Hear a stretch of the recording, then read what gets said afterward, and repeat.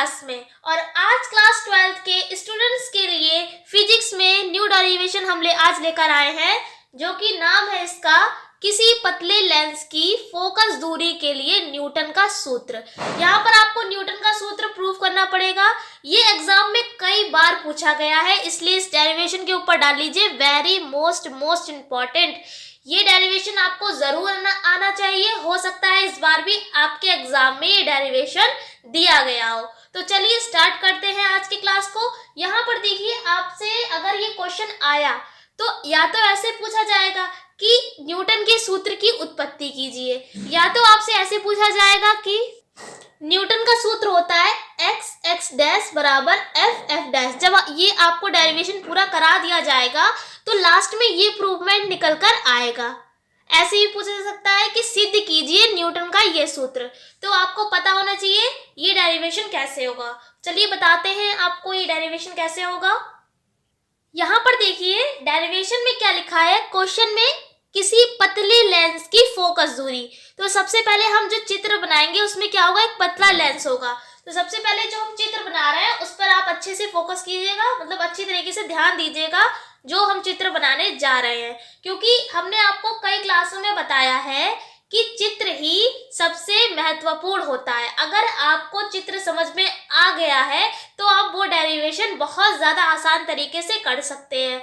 लेकिन अगर आपको चित्र ही नहीं समझ में आया है तो आपको डेरिवेशन रटना पड़ जाएगा, जो कि हम बिल्कुल नहीं चाहते हैं। आपने हमारे जितने भी क्लास देखे हैं, हमने हर क्लास में यही बताया है कि रटने की किसी भी चीज़ की ज़रूरत नहीं है। कोई भी हमने आपको डेरिवेशन कराया है या डेफिनेशन कराई है, कुछ भी हमने आपको कोई भी टॉपिक कराया है, लेकिन उन टॉपिकों में मेरा क्लास देखने के बाद आपको रटने की कोई ज़रूरत नहीं पड़ेगी, क्योंकि समझने की आप चीज़ों को आप समझने की कोशिश किया करिए, ना कि रटने की। क्योंकि अगर आप चीज़ों को रटेंगे तो वो बहुत दिनों तक आपके जो दिमाग में नहीं रहेंगी, लेकिन आप अगर किसी चीज़ को समझते हैं तो वो चीज़ें आपके दिमाग में काफ़ी टाइम तक सेव रहेंगी। इसलिए हमें आपसे यही आशा है कि आप इन चीज़ों को, या कोई भी डेरिवेशन है फिजिक्स या केमिस्ट्री में, या ऐसी कोई भी चीज़ पढ़ाई से रिलेटेड, आप उन चीज़ों को रटने की बिल्कुल कोशिश ना करें, केवल समझने की कोशिश करें। तो सबसे पहले इस डेरिवेशन में हम आपको एक पतला लेंस बनाएंगे, क्योंकि क्वेश्चन में ही लिखा है कि पतले लेंस की फोकस दूरी। तो सबसे पहले एक लेंस बना लेते हैं। ये देखिए हमने एक पतला लेंस बना लिया है। अब ये जो बीच में रेखा गुजर रही है इस लेंस से, ये हमने आपको पिछले 2 क्लासों में भी बता चुके हैं, जब से हम लेंस आपको पढ़ा रहे हैं। अगर कोई भी लेंस या दर्पण बना हुआ है और उसके बीच से जो भी रेखा जाती है उसको हम बोलते हैं मुख्य अक्ष। क्या बोलते हैं? मुख्य अक्ष बोलते हैं। और ये जो बीच का पॉइंट, ये जो बिंदु होता है बीच का, जो दर्पण के बीच का होता है, जहां से ये मुख्य अक्ष होकर जा रही है, उसको हम बोलते हैं दर्पण का ध्रुव, और लिखते हैं पी से। क्यों पी से लिखते हैं? क्योंकि इंग्लिश में ध्रुव को बोलते हैं पोल, इसलिए पी से लिखते हैं। अब यहाँ पर देखिए, हमने आपको पहले डेरिवेशंस कराए थे, उसमें दर्पण या जो भी लेंस होता है उसके सामने एक वस्तु हम मानते थे O। लेकिन यहाँ पर देखिए हम न्यूटन का सूत्र प्रूफ कर रहे हैं, यहाँ पर वस्तु मानेंगे लेकिन O वस्तु नहीं मानेंगे, वस्तु हम मानेंगे AB। क्या मानेंगे? AB। तो यहाँ पर इस टाइप से आपको एक वस्तु रखनी है इस लेंस के जस्ट सामने। ये लेंस है, लेंस के सामने आपको एक वस्तु रखनी है AB। ये देखिए इस तरीके से हमने एक वस्तु रख दी जिसका नाम है AB। अब क्या करेंगे, यहाँ से जो प्रकाश किरणें चलेंगी, यहाँ पर से इस वस्तु से 2 प्रकाश किरणें चलेंगी। देखिए किस तरीके से, एक बार बिंदु B से यहाँ से प्रकाश किरण चली, यहाँ पर आई, यहाँ से इस पृष्ठ से टकराई और जाने के बाद यहाँ से इस तरीके से मुड़ गई। देखिए सबसे पहले क्या किया है, ये AB वस्तु थी, यहाँ से प्रकाश किरण चली, यहाँ पर टकराई इस पृष्ठ से और ऐसे मुड़ गई। अब क्या करेंगे, जैसा यहाँ पर करा है वैसे यहाँ पर भी करेंगे। जब यहाँ से आएगी एक प्रकाश किरण और यहाँ तक आई, आने के बाद यहाँ से फिर टकराने के बाद मुख्य अक्ष के ये समांतर हो गई। अब ये मुख्य अक्ष के समांतर कैसे होगी, देखिए ये वाला मुख्य अक्ष है, ये भी देखिए सेम बिल्कुल ऐसे ये भी रेखा है। इसका मतलब क्या है, दोनों एक बराबर हैं, एक दूसरे को नहीं काट रही, एक दूसरे को टच नहीं कर रही हैं, यानी ये एक दूसरे के क्या हो गई है, समांतर हो गई हैं। अब क्या करेंगे, ये थोड़ी सी हम लाइन नीचे बढ़ा लेंगे जिससे कि हमको एक बिंदु चाहिए है, इसलिए। अब देखिए ये वस्तु है, तो वस्तु का प्रतिबिंब तो होगा ही होगा। ये हमने आपको बताया था, अगर जो भी हम वस्तु O मानते थे तो उसका प्रतिबिंब हम I पर कहीं ना कहीं मान लेते थे। कैसे मानते थे, जो भी वस्तु से जो टकरा के पृष्ठ से जो मुड़ती थी रेखा, उसको पीछे बढ़ाते थे। पीछे बढ़ाने पर जो भी मुख्य अक्ष पर बिंदु काटती थी वही हम वस्तु का प्रतिबिंब मान लेते थे। ऐसा यहाँ पर भी करेंगे। ये देखिए वस्तु AB है, यहाँ से प्रकाश किरण आई है ना, तो यहाँ पर मिली है, यहाँ पर मिली है, तो यही हमारा क्या होगा, वस्तु का प्रतिबिंब होगा। देखिए इसको यहाँ से मुख्य अक्ष से इसको मिला दिया है, ये ही हमारा क्या हो जाएगा, वस्तु का प्रतिबिंब। और इस प्रतिबिंब को हमने किससे लिख लिया है, A' और B' से। वस्तु क्या थी, AB, इसका प्रतिबिंब क्या हो जाएगा, A' B'। देखिए अगर इस लेंस को हम इस तरीके से उल्टा कर दे तो सेम वैसे ही है, यानी वस्तु का उल्टा प्रतिबिंब बना है। वस्तु क्या है, AB, इसका उल्टा प्रतिबिंब क्या बना है, A' और B' बना है। अब देखिए हम क्या करेंगे, यहाँ पर फोकस दूरी भी है, तो इसका मतलब क्या है, यहाँ पर आपको चित्र में फोकस दूरी भी दिखानी पड़ेगी।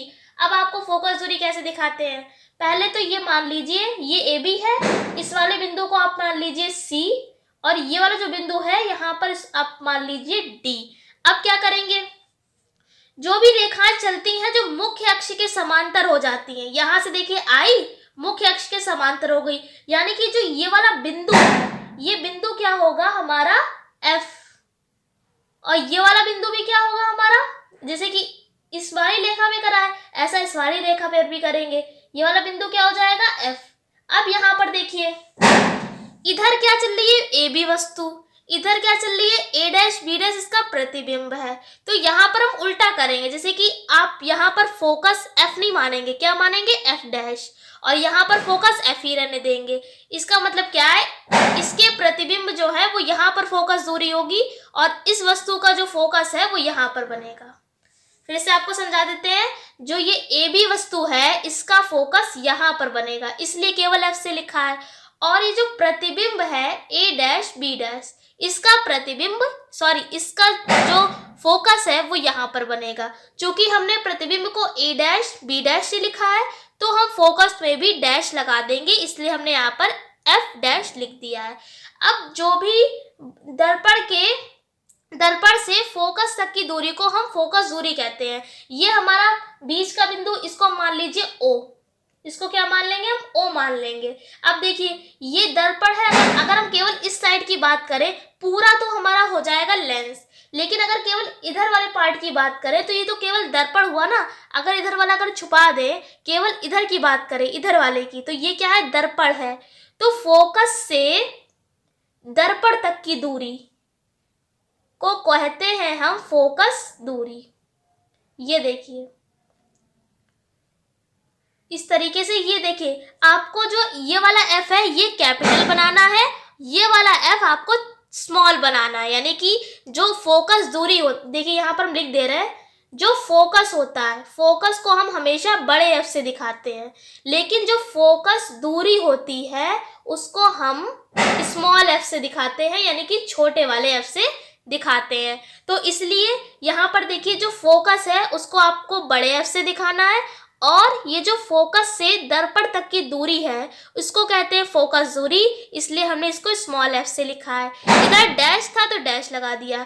ऐसा इधर भी करेंगे, जब यहाँ पर F है फोकस, तो फोकस से दर्पण तक की दूरी हमारी क्या हो जाएगी, F हो जाएगी केवल, क्योंकि यहाँ पर तो डैश लगा नहीं है, तो यहाँ पर भी आप डैश नहीं लगाएंगे।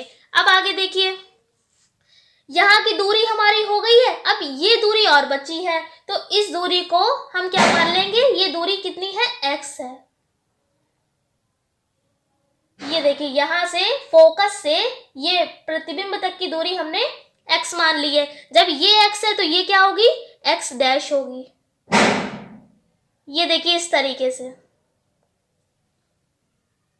बस ये जो हमारा चित्र है ये पूरी तरीके से कंप्लीट हो गया है। आप चाहें तो इसका स्क्रीनशॉट ले सकते हैं। फिर से आपको एक बार समझा देते हैं।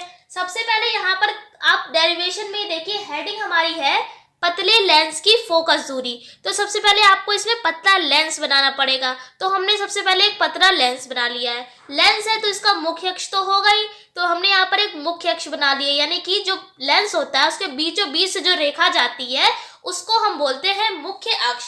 एक हमने बीच से मुख्य अक्ष इसके ऊपर, मतलब इस लेंस पर एक मुख्य अक्ष बना लिया। अब क्या करेंगे, यहाँ पर फोकस दूरी भी लिखा है हेडिंग में हमारी। क्या लिखा है? पतले लेंस की फोकस दूरी।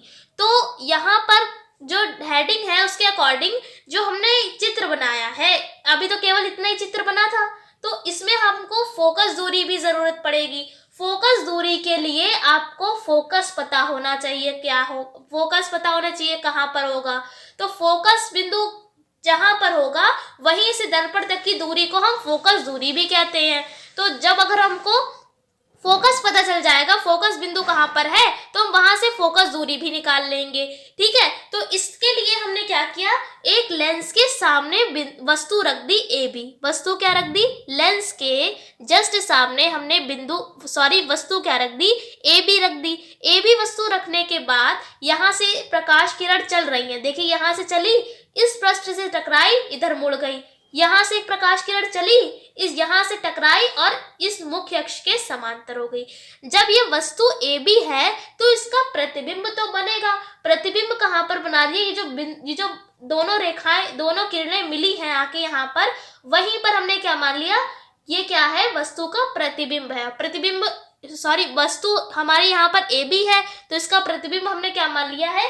ए डैश और बी डैश। अब यहाँ पर देखिए, जो हमारी प्रकाश किरणें चली हैं मुख्य अक्ष को जिस बिंदु पर काट रही हैं, यहाँ पर देखिए इस बिंदु पर काटा और इस बिंदु पर काटा, यही हमारा क्या होगा? फोकस होगा, फोकस बिंदु होगा। फोकस को इंग्लिश में फोकस की स्पेलिंग एफ से होती है, इसलिए फोकस को एफ से लिखते हैं। तो ये तो हमको फोकस बिंदु मिल गए। देखिए जो ए बी वस्तु है इसका फोकस यहाँ पर बनेगा, इसलिए एफ से लिखा है। लेकिन जो प्रतिबिंब ए डैश और बी डैश है इसका प्रतिबिंब यहाँ पर बनेगा, इसलिए एफ डैश से लिखा है। क्योंकि प्रतिबिंब में देखिए डैश लगा है तो फोकस पर भी हमने डैश लगा दिया है। अब देखिए जो भी फोकस होता है, फोकस से दर्पण तक की दूरी होती है एफ डैश, फोकस से दर्पण तक की दूरी को हम फोकस दूरी कहते हैं, इसलिए एफ से लिख लिया है।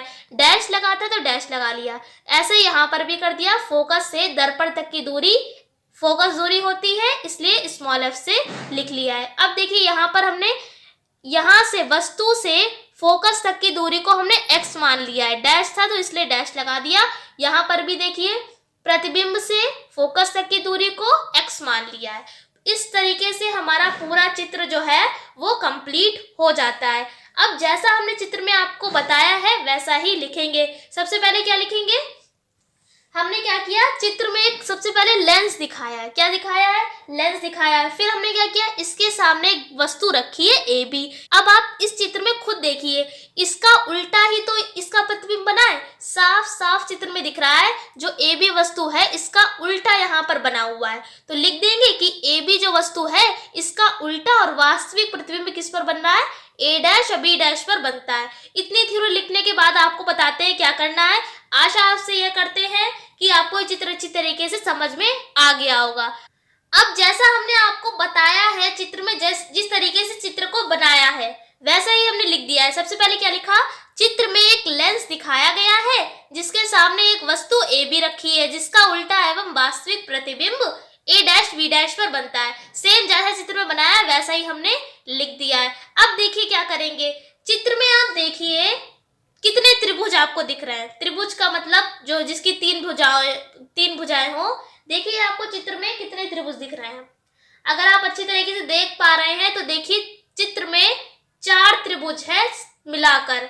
एक त्रिभुज देखिए ये है, एक त्रिभुज ये है, एक त्रिभुज ये है और एक त्रिभुज ये है। कितने त्रिभुज हैं? 4 त्रिभुज हैं। तो क्या करेंगे, 2-2 त्रिभुजों को लेकर मतलब समरूप 2-2 त्रिभुज कैसे हैं? समरूप है। एक देखिए जैसा त्रिभुज ये है वैसा ही त्रिभुज ये है। ठीक है, जैसा त्रिभुज ये है वैसा ही त्रिभुज ये है, यानी कि जो ये त्रिभुज है और ये त्रिभुज है दोनों कैसे समरूप है, ऐसे ये त्रिभुज और ये त्रिभुज भी समरूप है। अब ये समरूप का मतलब क्या होता है, जो बच्चे यहाँ पर मैथ वाले हैं उनको तो पता ही होगा समरूप क्या होता है, लेकिन बायो वाले भी बिल्कुल टेंशन ना लें, क्योंकि आपको जिनको नहीं पता है उनको बता देते हैं। समरूप का मतलब होता है जिनकी भुजाएं एक जैसी हों, मतलब उनकी दो दो भुजाओं को लेकर एक दूसरे के बराबर रख देते हैं। भुजाओं का मतलब कैसे, एक भुजा ये है, एक ये है, एक ये है, ठीक है, यानी त्रिभुज है इसमें 3 भुजाएं होंगी। तो क्या करेंगे, दोनों त्रिभुजों को हम क्या कहेंगे, जो ए बी और एफ डैश, इस त्रिभुज का नाम क्या है, ए बी एफ डैश, ठीक है। तो ये वाला त्रिभुज और ये वाला एफ डैश ओ डी, ठीक है। एक त्रिभुज का नाम क्या है, ए बी एफ डैश, और दूसरे त्रिभुज का नाम एफ डैश ओ और डी। तो दोनों त्रिभुज क्या है, समरूप है। समरूप होंगे तो दो दो भुजाओं को बराबर रख देंगे। अब देखिए कैसे, इसमें देखिए भुजाओं को कैसे बराबर रखेंगे।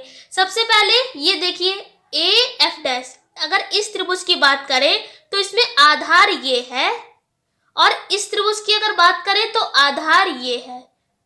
दोनों आधारों को एक बराबर रख देंगे।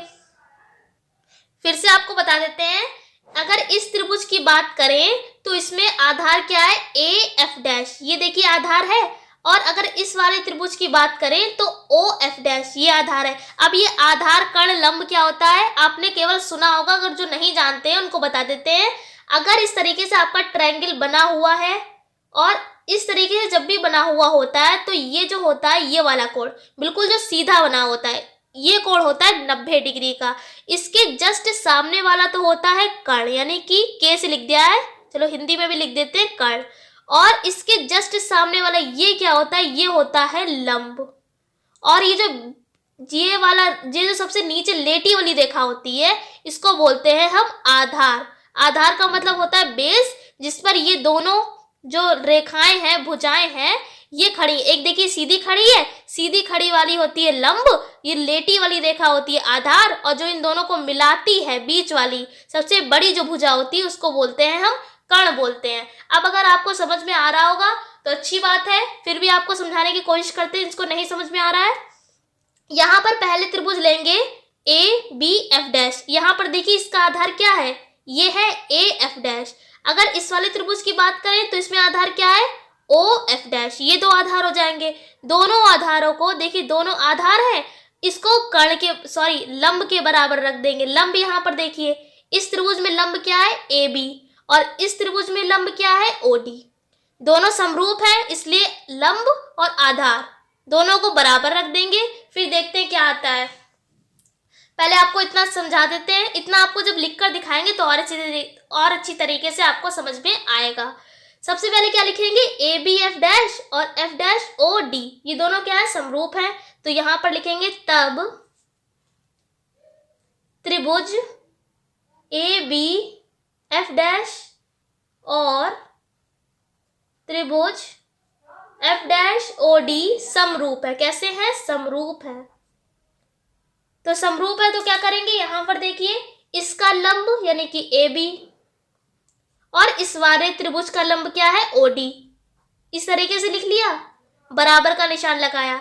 अब इस वाले त्रिभुज का आधार क्या है, ए एफ डैश, और इस वाले त्रिभुज का आधार क्या है, ओ एफ डैश। देखिए लंब और आधार दोनों को क्या कर दिया, बराबर रख दिया। समरूप का मतलब ये होता है जिनकी दो भुजाएं एक जैसी होती हैं। यहाँ पर देखिए दोनों भुजाएं दोनों त्रिभुजों में सेम थी, इसलिए अपॉन करके लिख दिया। यहाँ पर भी देखिए लंब दोनों के एक जैसे हैं तो बराबर करके लिख दिया। अगर नहीं समझ में आ रहा है, ये देखिए, ये इसका लंब, ये दोनों एक जैसे हैं, ये भी सीधा है, ये भी सीधा, यानी दोनों को हमने अपॉन करके लिख दिया है, यानी ए बी अपॉन में ओ डी, बराबर का निशान लगाया, इसका आधार और ये दोनों को लिख दिया है। अब क्या करेंगे, इसको हम बना लेंगे समीकरण 1। अब जैसा हमने यहां पर करा है, इस त्रिभुज में किया है, इस एक ये वाला त्रिभुज था हमारा, एक ये वाला त्रिभुज था, जैसा हमने इन दो त्रिभुजों में किया है ऐसा ही हम इन दो त्रिभुजों में भी करेंगे। तो यहां पर क्या लिख देंगे, इसी प्रकार यहाँ पर देखिए हमने लिख दिया है कि COF ये वाला ट्रायंगल और त्रिभुज FA', B' ये वाला दोनों कैसे समरूप है। जैसा यहाँ पर किया था ऐसा यहाँ पर भी करेंगे। यहाँ पर देखिए इसका लंब, ये देखिए ये वाला OC, तो OC को हमने यहाँ पर लिख लिया। अपॉन में इसका लंब भी आप लिखेंगे क्या है A', B', तो इसका भी हम यहाँ पर लिख लेते हैं A', B', बराबर का निशान लगाया। अब आधार लिख लेते हैं। यहाँ पर देखिए ये वाला जो त्रिभुज है इसका आधार ये है OF, क्या है हमारा आधार OF, तो OF को लिख लेंगे यहाँ पर। ऐसे ही यहाँ पर अगर इस वाले त्रिभुज की बात करें तो ये आधार है, क्या है FA', क्या आधार का नाम है FA', तो यहाँ पर लिख देंगे FA'। इतना आपने कर लिया। अब देखिए इसके बाद क्या करते हैं। यहाँ पर देखिए ये जो AB रेखा है, जो वस्तु थी हमारी AB, देखिए हम डार्क कर रहे हैं जिससे आपको समझ में आए। AB और OC एक दूसरे के बिल्कुल समांतर है, बिल्कुल एक जैसी हैं। जितनी यहाँ पर भी देखिए AB और OC जस्ट एक दूसरे के सामने है, समांतर है। तो यानी क्या है AB की जगह पर हम OC लिख सकते हैं। तो यहाँ पर लिख देंगे नीचे OC, यहाँ पर ऐसे करके आप लिख सकते हैं चित्र से हम क्या दर्शाना चाह रहे हैं कि जो OC है वो OC जो है वो AB के बराबर है। यहाँ पर देखिए OC जो है रेखा वो AB के क्या है बराबर है। अब ऐसे ही इधर वाले में भी आप देखिए जो OD है, जो OD है यहाँ से O से लेकर D तक, OD जो है वो A' B' के बराबर है। जो OD रेखा है वो A' B' के बराबर है। तो यहाँ पर लिख देंगे नीचे OD बराबर है A' B' के। फिर से बताते हैं, ये जो AB है वो OC के बराबर है और जो OD है वो A' B' के बराबर है। वही हमने लिख दिया है चित्र से, ये दोनों जो है एक दूसरे के बराबर है। अब क्या करेंगे, ये जो वैल्यू निकाली है इनको इसमें पुट कर देंगे। यहाँ पर OC था, OC बराबर है AB के, तो OC की जगह हम क्या रख सकते हैं AB लिख लेंगे। देखिए यहाँ पर OC की जगह पर हम AB लिख लेंगे, क्योंकि इसलिए ये दोनों कैसी हैं बराबर हैं। अब यहाँ पर देखिए A' B', ये है A' B', तो A' B' की जगह पर हम क्या लिख देंगे OD। देखिए फिर से हमने क्या किया है, OC की जगह पर हमने AB लिख दिया है और A' B' की जगह पे हमने OD लिख दिया है, क्योंकि कैसी हैं बराबर है, इक्वल है। और जो इधर बराबर में जैसा लिखा था वैसा ही लिख दे रहे हैं, OF अपॉन में FA'। इसको आप बना लीजिए समीकरण 2। अब आप देखिए दोनों समीकरणों की तुलना कीजिए। यहाँ पर भी AB है, यहाँ पर भी AB है, यहाँ पर भी OD है, यहाँ पर भी OD है, लेकिन इधर वाले दोनों चीजें अलग हैं। तो क्या करेंगे, जब इधर वाली चीजें यहाँ पर सेम है तब क्या करेंगे, समीकरण 1 और 2 को बराबर रख देंगे। बराबर रखेंगे तो ये वाली तो कैंसिल हो जाएंगी, केवल ये बचेंगी। तो ऐसे ही लिख देंगे समीकरण 1 और 2 से। देखिए इसके आगे का समीकरण 2 बनाने के बाद अब उसके नीचे लिखेंगे, हम यहाँ पर ही लिख दे रहे हैं जिससे आपको कोई दिक्कत ना हो। यहाँ पर हमने आपको समीकरण 2 बनाने के बाद इसके नीचे ही लिखना है, साइड में नहीं लिखना है। हमारे यहाँ पर पेज खत्म हो गया इसलिए हम यहाँ पर साइड में लिख रहे हैं, आपको नीचे ही लिखना है। क्या लिखेंगे यहाँ पर, समीकरण 1 व 2 से। समीकरण 1 व 2 से क्या है, पहले लिख देते हैं समीकरण 1 व 2 से क्या है, AB और AB अपॉन OD तो आपस में कैंसिल हो जाएंगे। तो क्या बचेगा, AF' अपॉन में OF', यहाँ से लिख लिया, बराबर का निशान लगाया, ये वाला लिख लेंगे OF अपॉन में FA'। अब देखिए यहाँ पर आप दूरियां रखेंगे। अब चित्र में आप देखिए जो AF' है यहाँ पर दूरी कितनी है, ये है A, ये है F', तो A से F' तक की दूरी कितनी है X', तो X' लिख लिया, अपॉन में O से F' तक की दूरी कितनी है हमारी F', स्मॉल वाला F' लिख लिया, बराबर का निशान लगाया। OF' है तो O से F तक की दूरी हमारी कितनी है यहाँ पर F है केवल, तो F लिख लिया। यहाँ पर FA' की दूरी कितनी है हमारी X है, तो X लिख लिया। अब यहाँ पर एक बात आप और ध्यान कीजिए, जो भी अगर हमारे क्लास आप लाइन से देख रहे हैं तो आपको पता होगा जो भी लेंस होता है उसके जो उल्टे हाथ वाली जितनी भी दूरियां हम लेते हैं उनको हम माइनस में लेते हैं, और जो राइट यानी जो सीधे हाथ की दूरियां जितनी होती हैं वो हम प्लस में लेते हैं। जो इधर वाली दूरियां हैं यानी कि जो हमने एक्स डैश और एफ डैश ली है वो हम कैसे लेंगे, माइनस लेंगे। क्यों लेंगे माइनस, क्योंकि लेंस के इधर जितनी भी यानी उल्टे हाथ पे जो लेफ्ट साइड में जितनी भी दूरियां होती हैं वो हम माइनस लेते हैं, इसलिए हमने यहाँ पर क्या लगा लिया, माइनस। लेकिन देखिए जो लेंस है उसकी इधर वाली दूरियां यानी राइट साइड वाले दूरियां हम प्लस ही लेते हैं, तो यहाँ पर एक्स एफ में हमने यहाँ पर प्लस ही रहने दिया यानी इनको माइनस नहीं करेंगे। अब क्या करेंगे, यहाँ पर देखिए एफ ये वाले प्लस ये वाले माइनस से ये वाला माइनस कैंसिल हो गया है। कैंसिल हो जाने के बाद यहाँ पर देखिए क्या करेंगे, इसकी इधर गुणा करेंगे इसकी इधर गुणा करेंगे यानी कि क्रॉस मल्टीप्लाई करेंगे। आपको इस तरीके से तीर का निशान नहीं बनाना है, हम आपको केवल समझा रहे हैं, आपको केवल इस बराबर का ही निशान लगाना है। अगर आप एक्स डैश की एक्स से गुणा करेंगे तो कितना आ जाएगा, एक्स एक्स डैश, ये आएगा, बराबर का निशान लगाएंगे। अब जब एफ डैश की एफ से गुणा करेंगे तो क्या आ जाएगा, एफ एफ डैश। बस आपको यहाँ पर इसको पैक कर लेना है डिब्बे में, यही आपका क्या होगा, न्यूटन का सूत्र हमसे पूछा था। हेडिंग में देखिए क्या है, किसी पतले लेंस की फोकस दूरी के लिए न्यूटन का सूत्र। तो न्यूटन का सूत्र ये देखिए हमारा प्रूफ हो गया है, एक्स एक्स डैश बराबर एफ एफ डैश। यहाँ पर आप लास्ट में लिख दीजिए कि यही न्यूटन का सूत्र है। इस तरीके से आप लास्ट में लिख देंगे यही न्यूटन का सूत्र है और आपकी इस सूत्र की उत्पत्ति हो गई है। ये वेरी मोस्ट इंपॉर्टेंट डेरिवेशन है। आशा करते हैं कि आपको समझ में आ गया होगा। हम आपसे फिर मिलते हैं एक ऐसी ही क्लास के साथ। अगर चैनल पर नए हैं तो चैनल को सब्सक्राइब कर लीजिए, क्योंकि क्लास 12 से रिलेटेड जितने भी फिजिक्स और केमिस्ट्री के इंपॉर्टेंट टॉपिक हैं वो हम आपको चैनल पर ला कर देंगे। हम आपसे फिर मिलते हैं एक ऐसे इंपॉर्टेंट टॉपिक के साथ। तब तक के लिए जय हिंद, जय भारत, धन्यवाद।